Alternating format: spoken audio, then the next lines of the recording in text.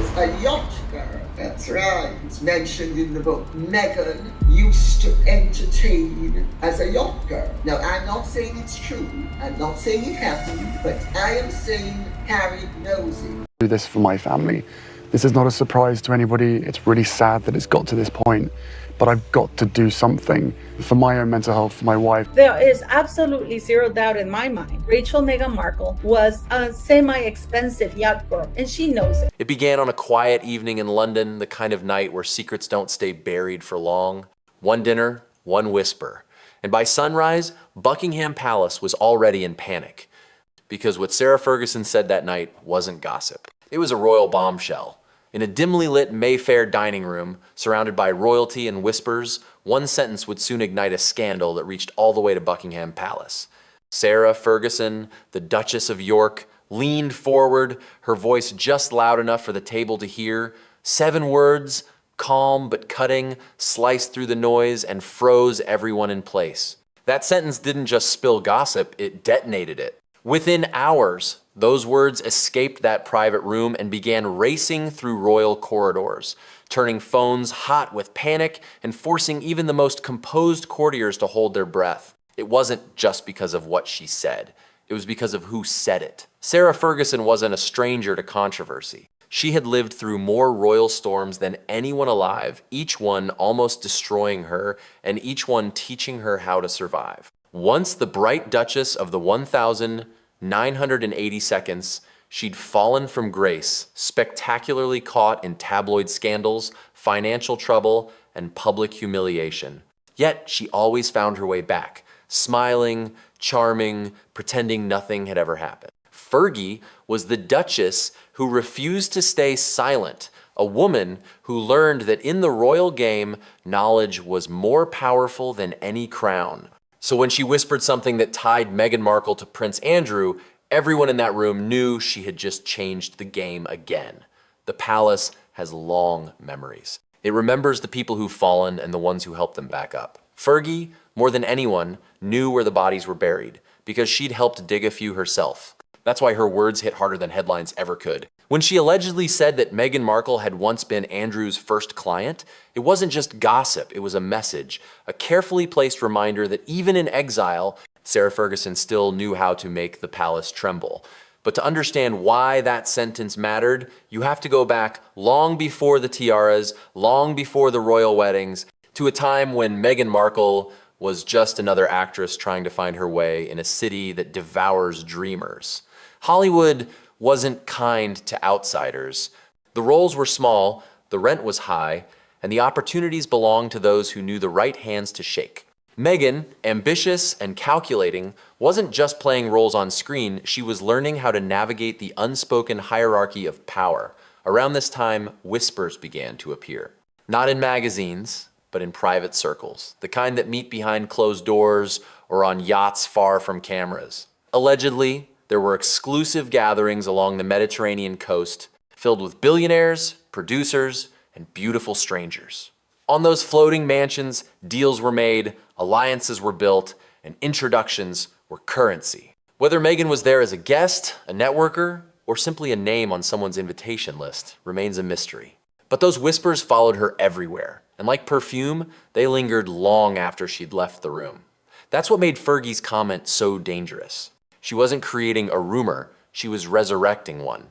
By mentioning Meghan and Andrew in the same breath, she pulled the past into the present and gave life to stories the palace had spent years trying to bury. And in the royal world, perception destroys faster than proof. To make sense of it, we need to look at the connection that may have bridged these worlds, the man named Marcus Anderson. Marcus wasn't a royal, but his influence reached into the elite.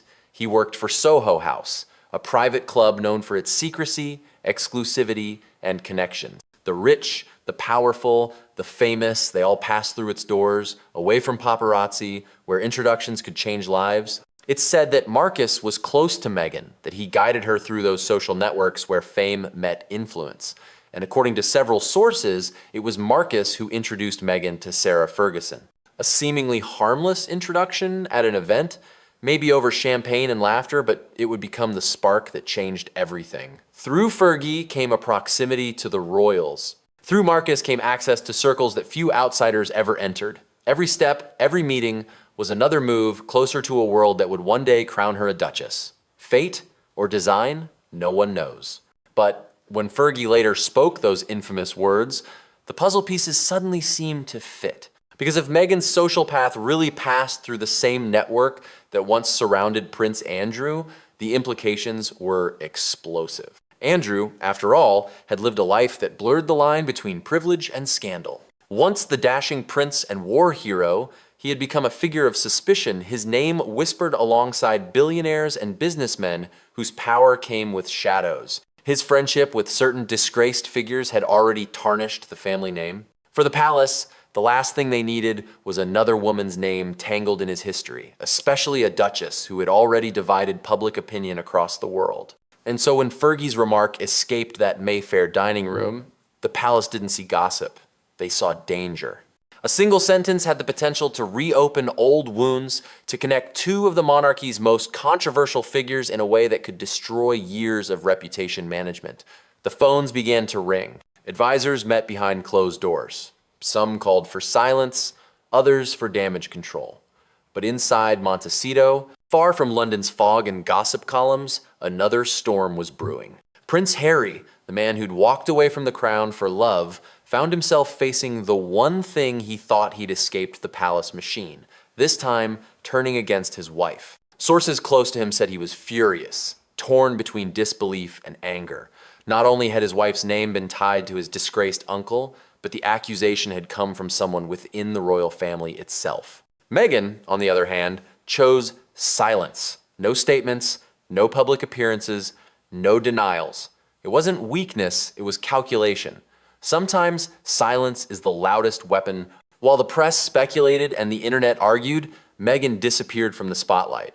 Her team went quiet, her schedule cleared, the palace waited for her to respond, but she never did. Because she didn't need to. The more she stayed silent, the more the story twisted on itself. People started asking not whether it was true, but why she wasn't responding. Every hour she said nothing, her mystery deepened, and mystery in the world of fame is more powerful than truth. Meanwhile, Fergie smiled for photographers as if nothing had happened, walking through London streets, laughing at questions. She looked unbothered, but those who know her best claim that was the point. Sarah Ferguson has always understood that power doesn't come from titles, it comes from timing. She had watched Meghan rise higher than she ever did. She'd watched as the media, once obsessed with her, turned their gaze to a new duchess. Maybe this was her way of taking back the spotlight, of reminding the world and the palace that she still had influence. Or maybe, as some insiders whisper, it was a strategic move to protect her ex-husband, Prince Andrew. By pulling Meghan's name into the conversation, she could muddy the waters, redirect the scandal, and blur the timeline of who was involved with whom. Every theory adds another layer, another possibility. Was Fergie acting out of jealousy, revenge, or loyalty? Or was this simply an old duchess's game of survival, one she's been playing for decades? What makes her dangerous isn't what she says. It's that she knows when to say it. For years, the royal family has underestimated her, treating her like the unpredictable cousin who causes trouble but never real damage. But this time, she had found a way to shake the institution without ever raising her voice. Inside the palace, image is everything. The royals survive on reputation, perception, and control. And in one quiet evening, Sarah Ferguson had reminded them how fragile all of it truly is. Meghan's connection to Marcus Anderson, her early rise through Hollywood, the rumors of her social life before royalty, all of it had been examined before, but never tied directly to the crown's most controversial figure. Now, because of 7 words, those old whispers had new life. And while tabloids speculated, the palace held its silence. But silence isn't peace, it's fear disguised as dignity. Behind closed doors, the conversations were frantic. Could they respond without making it worse? Should Harry issue a statement? Would confronting Fergie make the story explode further? The royal rule has always been simple. Never explain, never complain. But this time, that silence cost them control. Because as the palace stayed quiet, the world kept talking. Online forums dissected every photo, every old connection, every timeline. What began as a dinner rumor became a full-blown cultural autopsy of Meghan's past and the monarchy's present. The longer the palace waited, the more the narrative slipped away. And through it all, Fergie stayed calm, collected, almost amused. She had lit a fire, and now she was watching it burn. But here's what most people miss. Fergie's greatest weapon has never been scandal. It's resilience. She knows how to walk through ruin and come out smiling. She's done it before, and she's doing it again. Her words might have dragged Meghan into a storm, but they also reminded everyone that Sarah Ferguson still mattered, that even without a crown, she could still shake the throne. In a world built on secrets, she reminded the monarchy that no secret stays buried forever. Whether out of spite or survival, she had changed the narrative in one night. Meghan, meanwhile, has moved differently since. More guarded, more selective, more strategic. She knows now that her biggest threat doesn't come from outsiders, it comes from the family she married into. The palace may have tried to distance itself from Fergie for years, but bloodlines and secrets always find their way back. The real story isn't about who said what. It's about power, the quiet kind that moves behind the scenes, the kind that turns whispers into weapons. And in that world, Sarah Ferguson remains undefeated. Maybe she no longer wears a crown, but she doesn't need one. Her influence comes from something far more dangerous, the truth she keeps and the timing she chooses to release it. The royal family may survive scandals, but they never forget them. Fergie ensured that. She reminded the world that history repeats itself, that the palace's greatest threat isn't betrayal from the outside, it's exposure from within. And as the cameras flash and new scandals emerge, one truth remains clear. Sometimes the most powerful person in a royal family is the one who's already lost everything.